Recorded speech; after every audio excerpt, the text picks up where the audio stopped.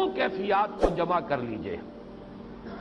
پہلی کیفیت وہ یہ احساس کہ میرے رب نے کہیں مجھے چھوڑ تو نہیں دیا، یہ تشویش، یہ اضطراب کہ عشقست و ہزار بدگمانی۔ دوسرا احساس یہ کامیاب ہو سکوں گا، اتنا بڑا بھاری بوجھ اٹھا سکوں گا، کیا یہ مشن، اس کی ذمہ داری میں ادا کر سکوں گا، یہ دوسری تشویش ہے۔ اور اس میں ہمت کا کچھ جواب دے جانا، جیسے کہ نیورستینیا کا لفظ میں نے استعمال کیا۔ ان دونوں کیفیات کو جمع کیجئے تو اب صوفیاء کی ایک اصطلاح کے حوالے سے بات سمجھ میں آئے گی۔ قبض کی کیفیت، شدید قبض کی کیفیت تھی محمد الرسول اللہ صلی اللہ علیہ وسلم پر، جس میں کہ یہ سورہ مبارکہ نازل ہوئی ہے آپ کی دلجوئی اور تسلی کے لیے۔ اس کے لیے ذرا تھوڑی سی وضاحت مجھے کرنی پڑے گی۔ دیکھیے، انسانوں کی اکثریت تو ان پر مشتمل ہے جو بے حس ہوتے ہیں اور غبی ہوتے ہیں، جو ہو جائے ڈھیٹ انسان، کسی چیز کی کوئی خاص، بس اپنی فکر ہے، اپنے بطن اور فرج کے تقاضے ہیں، مال جمع کرنا ہے، اس سے آگے کوئی اور فکر نہیں، کوئی سوچ نہیں، کوئی احساسات نہیں۔ کسی کے دل پر کیا بیت رہی ہے ہمیں کیا، وہ جانے۔ کوئی بھوکا ہے ہمیں کیا۔ ایک وہ کیفیت ہے کہ قافلے کو دیکھ کر آئے قبیلے کو، اور حضور صلی اللہ علیہ وسلم کی کیفیت وہ ہو گئی جس میں کہ حضرت خدیجہ رضی اللہ تعالی عنہا نے وہ قدم اٹھایا۔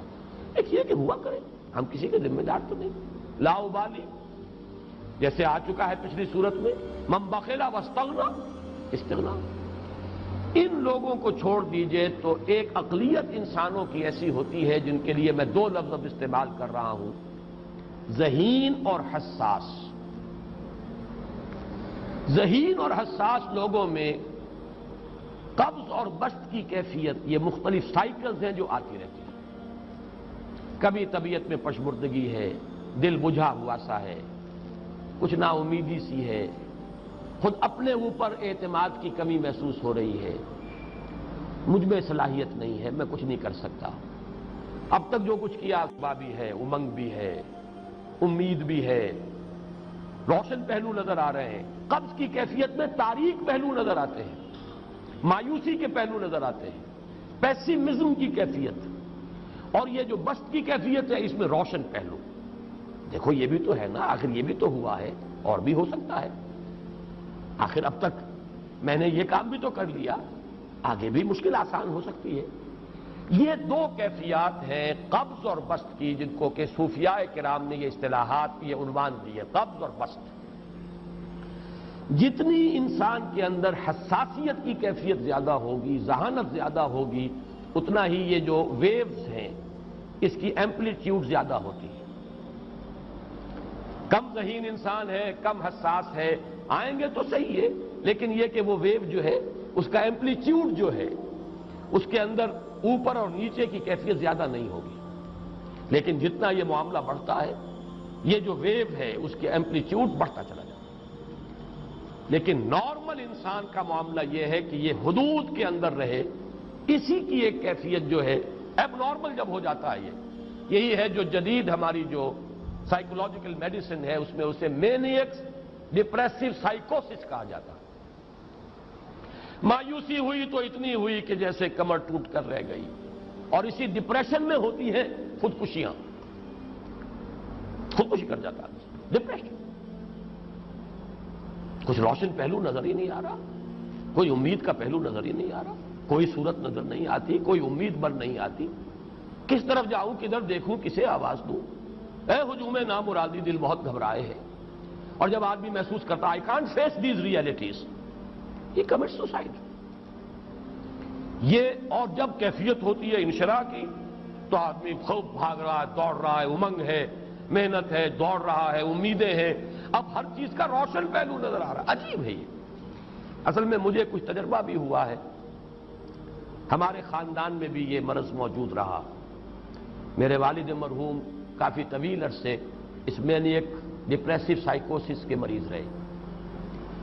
کچھ ہوتا ہے یہ معاملہ، ویسے بھی شاید ہمارا خاندان جو ہے اس کیٹیگری میں آتا ہے جس میں ذہانت نسبتاً کچھ زیادہ ہے، حساسیت بھی نسبتاً کچھ زیادہ ہے۔ یہ دوسری بات ہے کہ کوئی شخص جو ہے یہ فلسفے کے طور پر اختیار کر لے کہ اپنے آپ کو ڈھیٹ بنا لینا ہے، یہ فلسفہ بھی بن سکتا ہے، لیکن یہ ہے کہ اگر آدمی چھوڑ دے اپنی طبیعت کو تو یہ دونوں کیفیات آتی ہیں۔ انہی کیفیات میں اگر یہ جو اپورڈ اینڈ ڈاؤنورڈ موومنٹ ہے یہ ایک حد سے نکل جائے تو یہ بیماری ہے مینیک سائیکوسس، مینیک ڈپریسو سائیکوسس۔ اس میں جب آدمی ہوتا ہے وہ اپر کیفیت میں تو اس کے اندر بڑی عظیمت ہے، روشنی ہے، امید ہے، لوگوں سے گفتگو کر رہا ہے، حق بول رہا ہے، خوب جو ہے محفل کے اندر، اب وہ محفل میں اسے دلچسپی محسوس ہو رہی ہے اور اسے ہر چیز کا روشن پہلو نظر آ رہا ہے، خود اپنے وجود کا بھی روشن پہلو، دوسروں کے وجود کا بھی، دوسروں کی بات میں سے بھی وہ اچھا پہلو تلاش کریں گے، وہ برا پہلو تلاش نہیں کریں گے۔ جب دوسری کیفیت ہے ڈپریشن کی، ہر ایک کی بات میں کوئی برائی نظر آئے گی، کوئی اس کی نیت کا فطور ہے، کوئی فساد ہے، کوئی یہ جو ہے بدنیتی کے ساتھ یہ بات کر رہا ہے، کوئی خیر کہیں ہے ہی نہیں، برائی ہی برائی ہے، مایوسی ہی مایوسی ہے، بدلی ہی بدلی۔ یہ ہے در حقیقت وہ کیفیت، اس کو غالب نے بہترین انداز میں تعبیر کیا ہے۔ ذہین اور حساس انسانوں میں ان کی جو ترقی ہے وہ انہی مراحل سے ہو کر گزرتی ہے، اور ہر ڈپریشن کے بعد، ڈپریشن میں اس سینس میں استعمال نہیں کر رہا یعنی بیماری کی حد تک پہنچنے والی ڈپریشن نہیں، صرف قبض کی حد تک پہنچنے والا معاملہ۔